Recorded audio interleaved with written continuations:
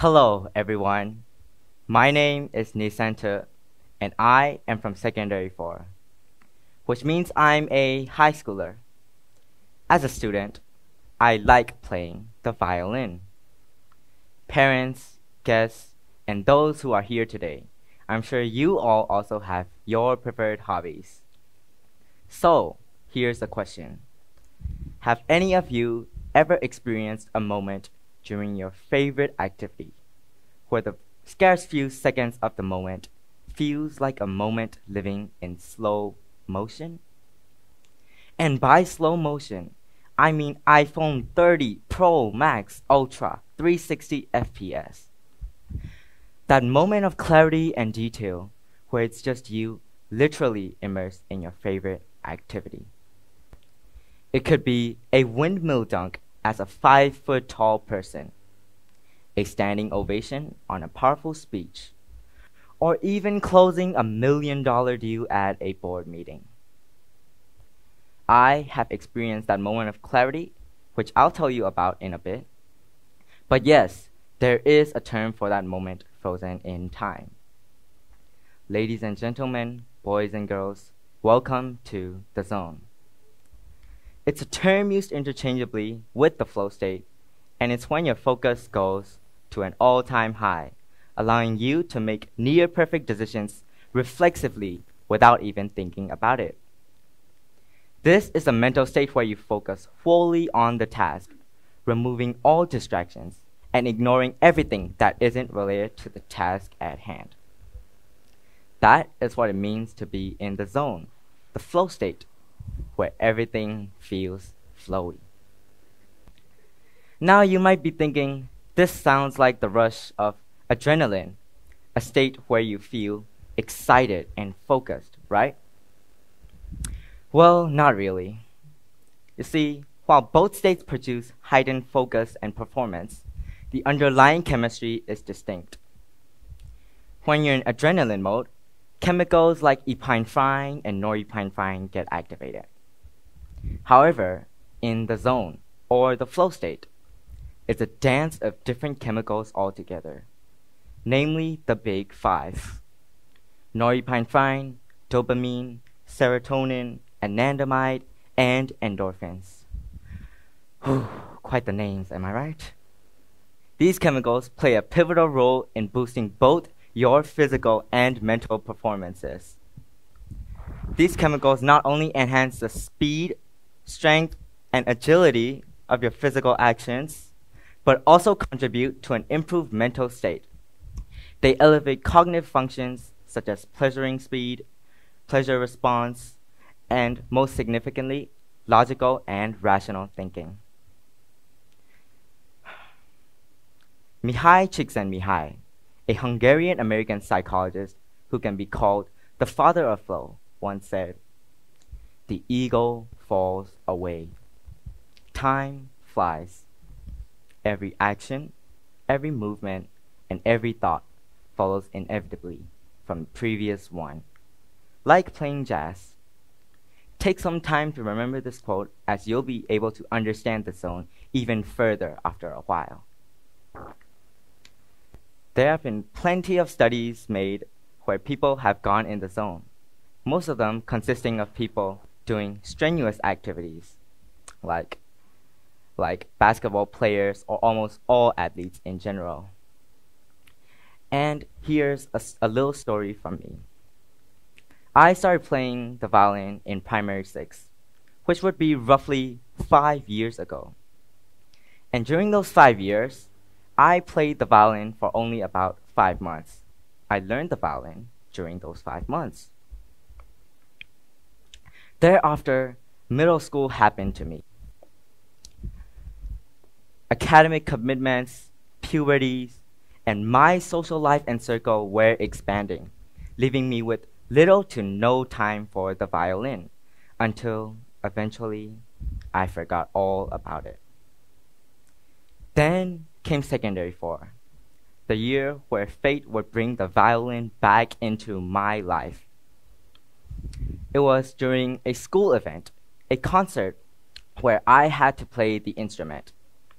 I practiced day and night during the times I was free, and I even sacrificed my gaming time.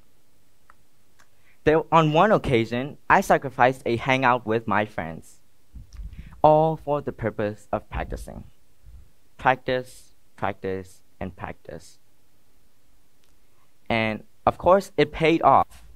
And when Boxing Day arrived, I felt it.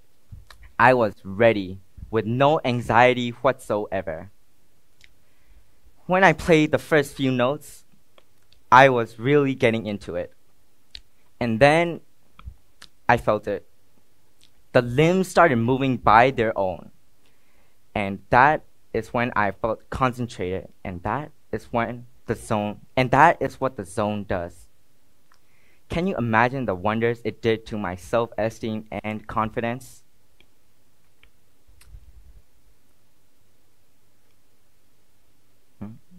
So, how exactly do you get in the zone?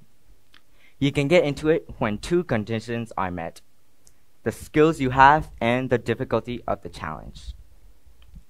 According to this simplified graph from gamify.uk.com, there are two axes, the X and the Y, the horizontal and the vertical. The horizontal axis here contains the person's skill level or their proficiency within a task, while the vertical axis contains the challenge level, like how difficult the task is. And between all those are frustration or anxiety, the flow channel being in the middle, and boredom being at the bottom. According to the graph, if the challenge level is too high while your skill level is too low, you'll be experiencing frustration and anxiety, which is not the optimal state to get in the zone. On another occasion, there is the skill level being too high while the challenge level being too low, making you experience boredom. The way you achieve the flow or the zone is in the middle of all those, when the challenge level is just high enough to not let you experience anxiety. And when that happens, your skill level will naturally rise up and be the same, allowing you to experience the zone state. According to the National Institutes of Health of the US, the zone gives you an increase of about 500%. And here's the screenshot from that exact same website. 500% is a big increase, and it also explains why your mind can process everything in slow motion during the zone. There's also another major factor that impacts the success rate of getting into the zone, and that is stress and anxiety. It is a commonly known fact that people won't be able to concentrate when they're stressed or anxious. No concentration also means no flow, and this is summarized in a quote from Tony Robbins: where focus goes, energy flows. Meditating is an example of this, as you relieve stress through the act of meditating. This lessens the pressure and makes people feel more calm. Just like how pressure is related to this, for some people, their intrinsic motivations, like the fun they have while doing a task, would also greatly impact the chances of them getting in the zone, usually making it higher. Then we have routines. Can anyone guess what this is? This is the New Zealanders, Kiwis, doing a ritual called haka. This ritual is to display their pride, strength, and unity, which can also be seen as an act of them psyching themselves up. It is common knowledge that they do this act, that they perform this ritual before schools, or during sporting events, or even before any major upcoming activity in their lives. There is another example of the zone, and that would be when writing.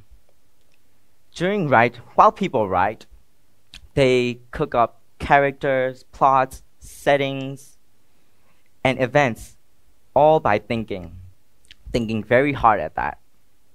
But in the zone, that thinking becomes flawless. They start writing them, weaving them into the narrative, almost as if rehearsed. When in reality, it's the skills and challenge level being in sync with each other, creating magic. And all this is due to the zone. And with this, I end my talk. Thank you very much.